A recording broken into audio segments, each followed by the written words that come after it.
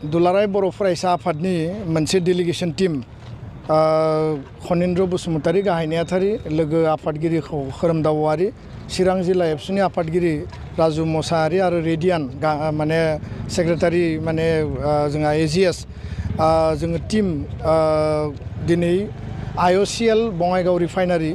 बिनि जि chief general manager and refinery head Nayan Kumar Baruah बिथांनि जों लोगोसे बिथांनि टीम जोङो मोनब्रै दाबिखौ लानानै बेयाव दिनै सावरायदों आरो 11 बाजिनिफ्राय बे सावरायनाया जादों। गिबि दाबिया जाबाय जे बङाइगाव जि रिफाइनारि मुं दङ बेखौ बड'लेण्ड रिफाइनारि बिमुं होनानै माने मुं होनांगौ खारन बङाइगाव जिल्लाया दिनै माने 6 सिडुलनि बाहेराव जिहेतु जोङो बड'लेण्ड टेरिटरियेल 6 सिडुल एरियायाव गोलैयो चिरां जिल्लायाव गोलैयो आरो बे नेशनेल लेभेलनि जि मोनसे इन्स्टिट्यूशन आरो इन्डास्ट्रि आरो बेजों मोनसे आइडेन्टिटी दङ। दा बेखायनो एलाहाबादखौ प्रयागराज खालामदों, बम्बेखौ मुम्बाइ खालामदों, आसामाव गुबुन गुबुन जिल्लानि आरो थावनिनि बा टाउननि नामफोरखौ सोलायनायनि बाथ्रा दिनै माने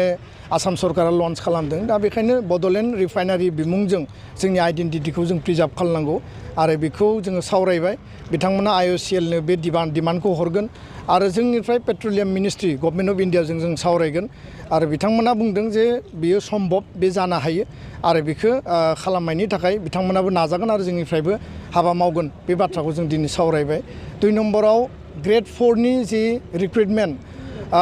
आसामाव जिखिनि रिफाइनारि दङ बा नेशनेल इन्स्टिट्यूशनफोर दङ लकेल लेभेलनि रिक्रुटमेन्ट जानांगौ होननानै जों बुंबोदों। दा बेयाव जोंनि ओनसोलनि फरायसा फरायसुलि जायफोर माने इडुकेटेड आनइमप्लयड बिसोरो बेयाव रिक्रुटमेन्ट जाया, गोबाङानो आनइमप्लयड जानानै दङ। नाथाय गुबुन गुबुन जायगा सोरबा UP, बिहार, गुजरातनिफ्राय फैनानै बेयाव साख्रि लाफैयो। दा बेखायनो जोङो बेखौ बुंदों जे खमसे खम माने ग्रेड 4 नि रिक्रुटमेन्टआ बेयाव जानांगौ। बिथांमोना बुंदों ग्रेड 4 नि माने रिक्रुटमेन्टनि थाखायबो मिनिमाम BSc नांगौ। जोंनि ओनसोलाव BSc नि संख्या गोदो बिराद खममोन, दा जथेस्थ जाबाय, गोबाङानो टिचार जबाव थांबाय, थेवबो जथेस्थ BSc जोंनियाव दङ। दा बेखायनो जोङो बुंदों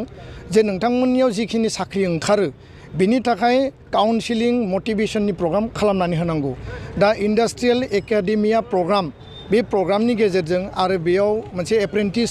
1 इयारनि बेयाव होनाय जायो। बे माखासे बेबस्थाखौ बिथांमोना खालामनो होननानै जोंनो एसुरेन्स होदों। नाथाय जोंनि दाबिया जाबाय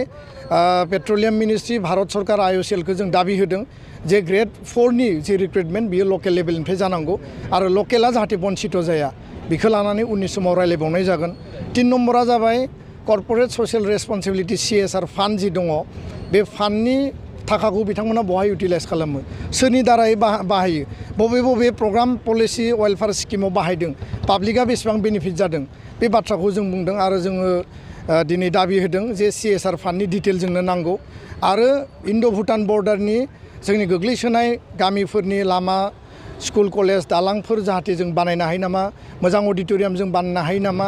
आरो बेजों लोगोसे एजुकेशन सेक्टराव जोंनि युथ्सफोरखौ बांसिन जोङो माने गोजौ लेभेलाव लांनो हानाय बा जिखिनि UPSC, APSC काउन्सिलिंफोर होनो हानाय बा बिथांमोननो कचिं होनो हानाय बे बेबस्थानि CSR फान्डफोरखौ एप्लाइ खालामनांगौ। बे बिथिङाव जोङो दिनै दाबि होदों आरो बिथांमोना गुथै तथ्यखौ जोंनो होनो ओंखारदों। बिनि सायावबो सावरायबावनाय जागोन। 4 नम्बरा जाबाय बङाइगाव रिफाइनारिखौ आथिखालनि थाखानाय 2 something माने MMT निफ्राय आपग्रेड खालामनानै 5 something MMT सिम ग्रथ खालामनो नागिरदों। बिनि थाखाय 315 एकड़ हा बिथांमोना लागोन आरो बे हाखौ बिथांमोना सरकारि होनना बुंदों, किन्तु बे हायाव साहाथिं जि मोनसे डेमार्केशन बिथांमोना प्रप'ज प्लान खालामदों, बे हाया बर' आरो ट्राइबेलनि आखायाव दङ, बेयाव गामि दङ, बिथांमोना खेथि मावनानै जादों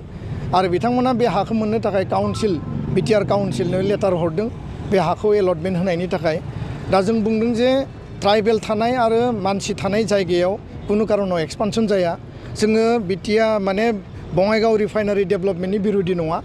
बिनि डेभेलपमेन्टखौ जों लुबैयो, एक्सपानसनखौ लुबैयो, बेयाव मर इमप्लयमेन्ट जेनेरेशन ओंखारनांगौ जों बेखौ लुबैयो। किन्तु बिनि उद्देश्यआ बे नङा जे बर' मानसिफोरखौ होखारगोन, बर' मानसिफोरनि हाया थांजागोन आरो बेनि थाखाय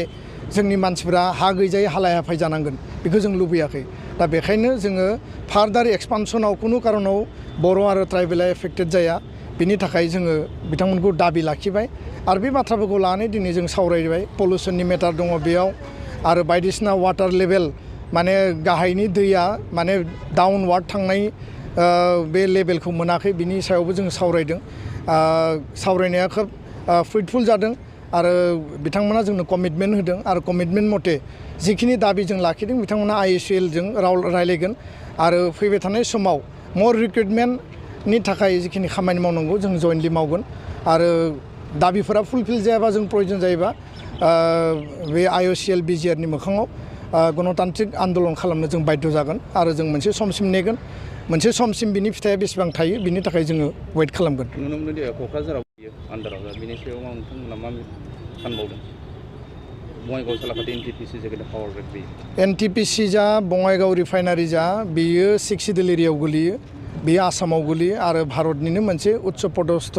माने इन्स्टिटिउसन इन्डास्ट्रि दा बेखायनो NTPC सालाकाथियाव जोङो खोब खम समनि गेजेराव बेयाव जि माने जाय जेनेरेल मेनेजार बा चिफ जेनेरेल मेनेजार दङ बिथांजों सावरायगोन आरो बेयावबो ग्रुप माने D बा ग्रेड 4 नि रिक्रुटमेन्ट आरो बाकी जिखिनि इस्यु दङ CSR फान्डआ बेयावबो दङ आरो बिनि अनगायैबो गुबुन गुबुन मेटार दङ दिनैबो सालाकाथि NTPCआ बङाइगाव जानानैनो दङ एड्रेसा बेनि माने सोलायनायनि बाथ्राफोरखौ लानानै जों खामानि मावगोन आरो बेयाव कुनु कमप्रमाइस गैया जोंनि खामानि मावनाया कन्टिनिउ जागोन गोजोन्थों